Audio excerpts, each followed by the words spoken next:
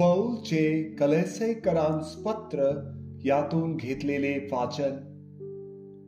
ख्रिस्त येशू जो प्रभू याला जसे तुम्ही स्वीकारले तसे त्याच्यामध्ये चालत राहा.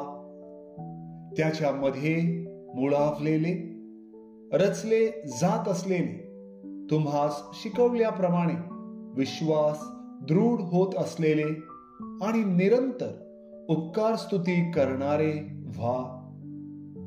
ख्रिस्ताप्रमाणे नसलेले तर माणसांच्या संप्रदायाप्रमाणे जगाच्या प्राथमिक शिक्षणाप्रमाणे असलेले तत्वज्ञान आणि पोकळ भूलथापा यांच्या योगाने तुम्हाला कोणी ताब्यात घेऊन जाऊ नये म्हणून लक्ष द्या. कारण ख्रिस्ताठाईच देवपणाची सर्व पूर्णता मूर्तिमान वसते आणि जो सर्व सत्तेचे आणि अधिकाराचे मस्तक आहे त्याच्यामध्ये तुम्ही पूर्ण केलेले आहात. त्याच्या ठाई तुमची सुंताही झाली आहे, परंतु ती माणसांच्या हातून झालेली नाही, तर तुम्ही आपला दैहिक स्वभाव झुगारून दिल्याने ख्रिस्ताच्या सुंतेच्या द्वारे तुमची सुंता झाली.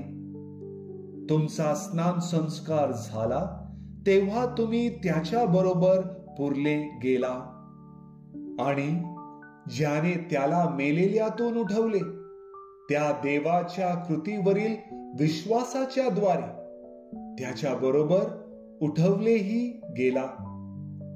जे तुम्ही आपल्या अपराधांनी आणि देह स्वभावाची सुंता न झाल्याने मेलेले होता त्या तुम्हाला त्याने त्याच्या बरोबर जिवंत केले. त्याने आपल्या सर्व अपराधांची क्षमा केली. आपल्या विरुद्ध असलेले म्हणजे आपल्याला प्रतिकूल असलेले विधीचे ऋणपत्र त्याने खोडले आणि वधस्तंभाला खिळून ते रद्द केले. त्याने सत्ताधीशांना आणि अधिकाऱ्यांना नाडून त्याच्या विरुद्ध वधस्तंभावर जयोत्सव करून त्यांचे उघड प्रदर्शन केले. प्रभूचा शब्द. देवाला धन्यवाद.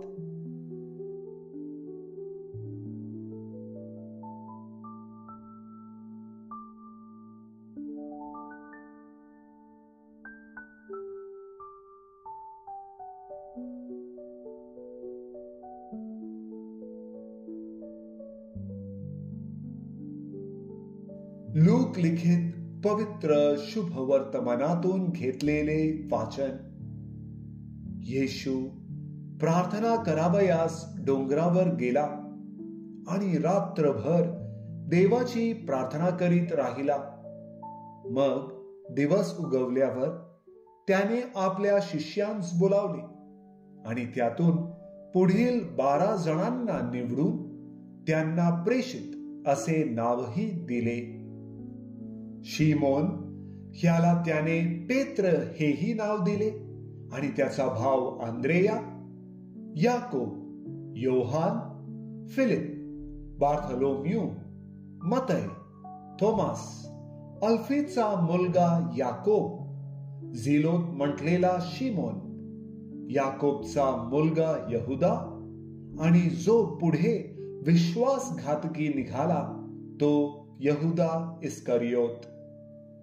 येशू त्यांच्या बरोबर खाली उतरून सपाटीच्या जागेवर उभा राहिला आणि त्याच्या शिष्यांचा मोठा समुदाय आणि सर्व यहुदिया व यरुशलेम येथून आणि सोर आणि सिदोन ह्यांकडल्या समुद्र किनाऱ्यापासून त्याचे श्रवण करावयास व आपले रोग बरे करून घ्यावयास जे लोक आले होते त्यांचा मोठा जमाव तेथे उभा होता.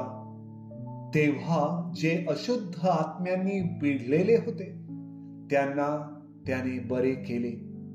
तेव्हा सर्व समुदायांची त्याला स्पर्श करण्याची धडपड चालली होती, कारण त्याच्यापासून सामर्थ्य निघून ते सर्वांना निरोगी करीत होते.